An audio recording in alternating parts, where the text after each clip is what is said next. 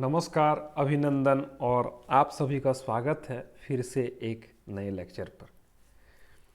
कुछ दिनों से चैनल पर लेक्चर्स नहीं आ पा रहे थे।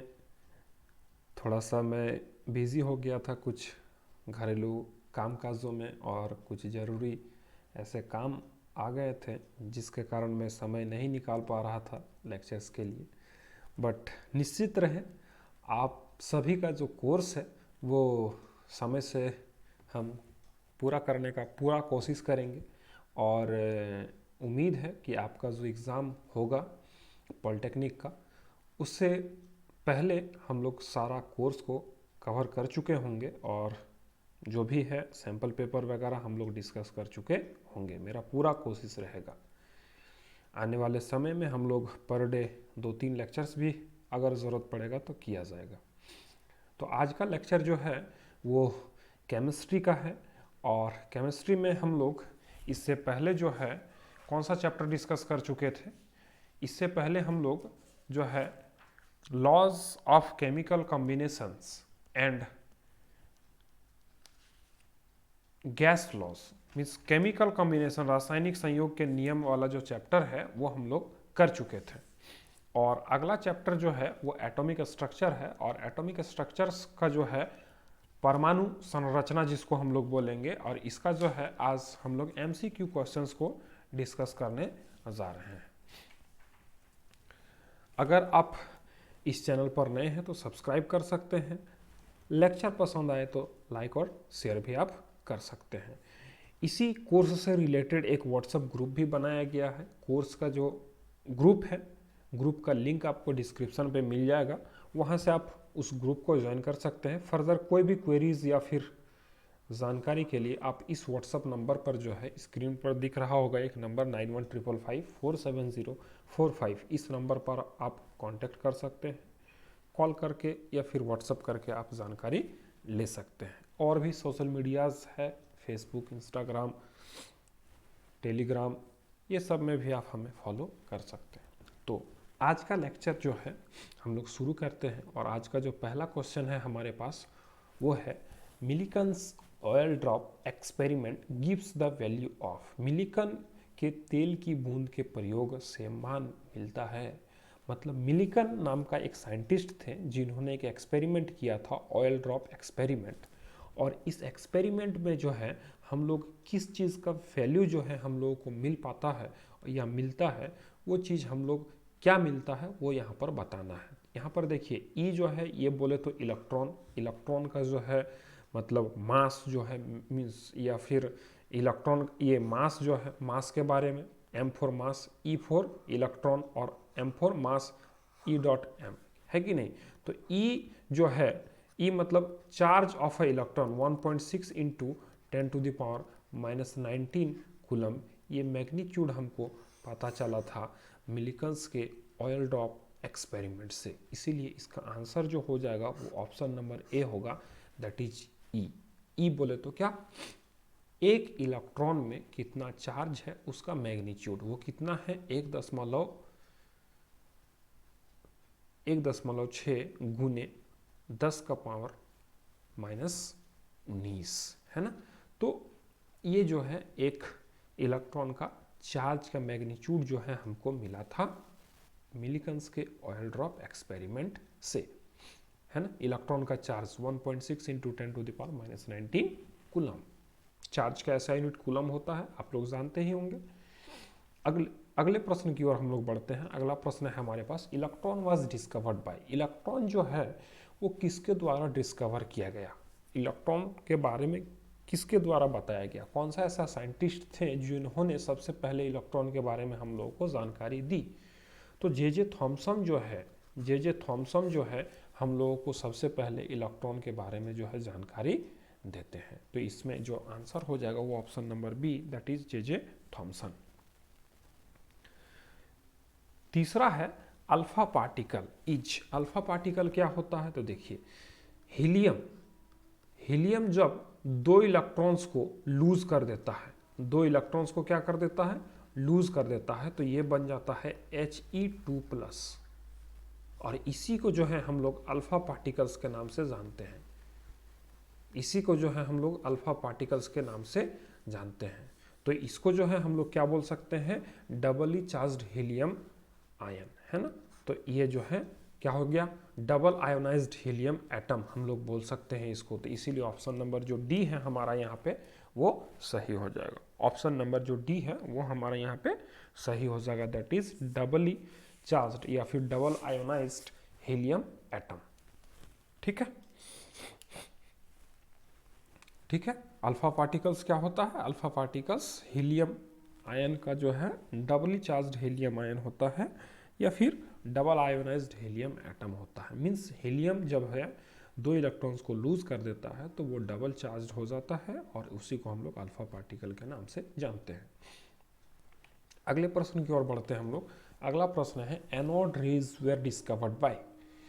एनोड रे जो है वो किसके द्वारा डिस्कवर किया गया, एनोड रे। तो एनोड रे जो है वो गोल्डस्टीन के द्वारा जो है डिस्कवर किया गया। गोल्डस्टीन के द्वारा जो है एनोड रे जो है डिस्कवर किया गया, इसीलिए ऑप्शन नंबर ए जो है हमारा यहाँ पे सही है। अगला प्रश्न है हमारे पास cathode ray are made up of.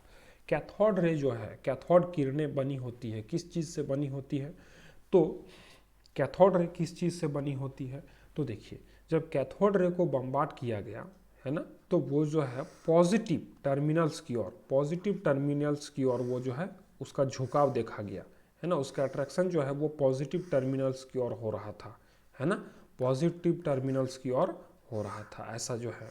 ठीक है, तो हम लोग बोलेंगे क्या कि positive terminal means positive charge से कौन अट्रैक्ट होता है, नेगेटिव। इसका मतलब क्या है कि ये नेगेटिवली चार्ज पार्टिकल्स है, कौन, कैथोड रेज, तभी तो वो पॉजिटिव टर्मिनल्स की ओर जो है वो अट्रैक्ट हो रहा था, है कि नहीं। तो उसको हम लोग क्या बोलेंगे, नेगेटिवली चार्ज्ड पार्टिकल्स। ठीक है, ऑप्शन नंबर बी जो है हमारे यहाँ पे सही होगा।